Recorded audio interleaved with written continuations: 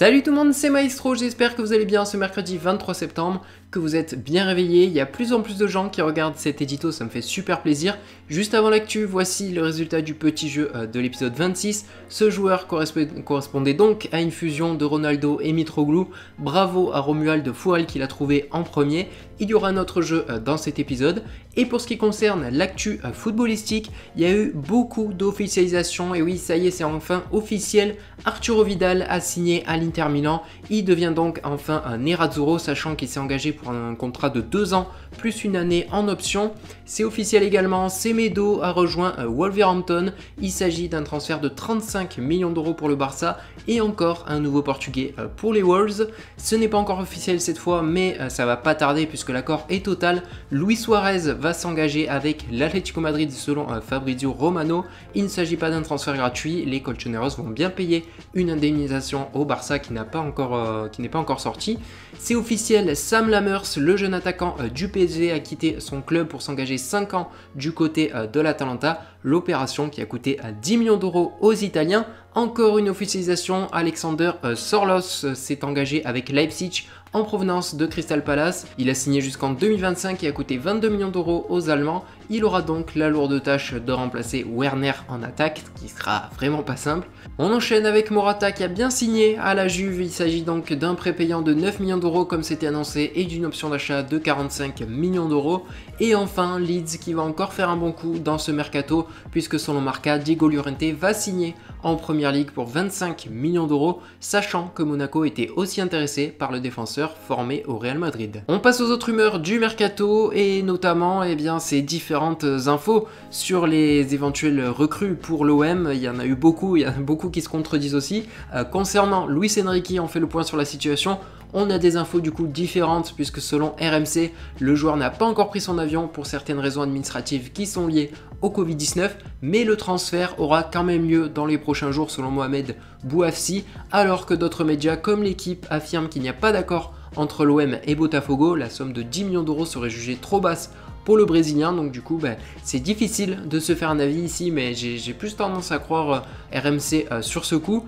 Et ce n'est pas tout, selon un journaliste brésilien, Marcos Paulo aurait un accord personnel avec l'OM, il pourrait être recruté comme Luis Enrique, mais l'OM n'a pas encore d'accord financier sur un transfert avec Fluminense. Les négociations tournent autour d'un transfert à 10 millions d'euros là aussi pour ce joueur dont le profil correspond davantage à un neuf que Luis Enrique qui lui a plus joué en ailier, même s'il peut aussi jouer dans l'axe.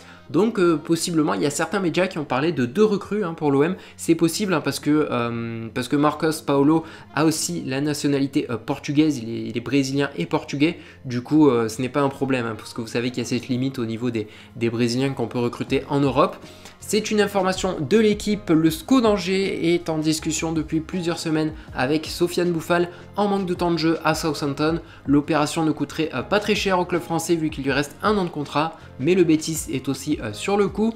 Toujours selon l'équipe, et oui, on a beaucoup d'infos de l'équipe, Willan Cyprien est prêt à s'opposer en Gironde, en effet devenu indésirable à l'OGC Nice. Il n'a plus qu'1 an de contrat, le milieu niçois pourrait s'engager du côté de Bordeaux, mais pour l'instant, les exigences des Niçois, à savoir 15 millions d'euros, sont trop importantes pour les Girondins. D'après un média croate, le Stade Rennais aurait pour cible le gardien Dominik Livakovic afin de remplacer Edouard Mendy, qui vous le savez, est parti du côté de Chelsea. Les dirigeants de Zagreb attendent une offre de 10 millions d'euros de la part des Bretons.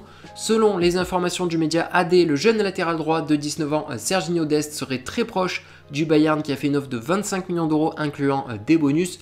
L'Ajax pourrait bien accepter cette offre, mais le Barça est également sur le coup et les joueurs voudraient plutôt aller au Barça justement selon certains médias espagnols.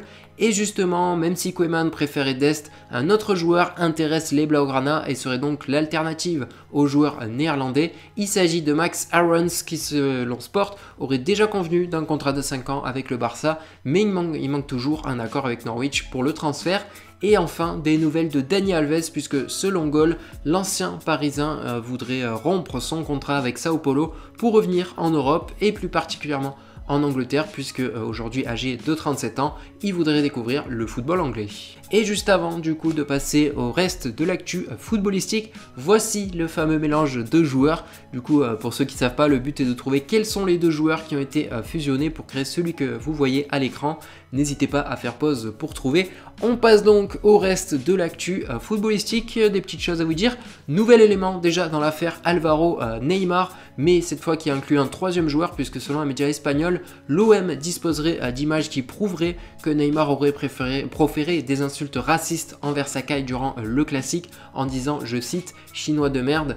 Suite à cette information, le club marseillais a été contacté et n'a ni confirmé ni nié cette information en déclarant vouloir réserver ses analyses et déclarations à l'instructeur donc de la LFP.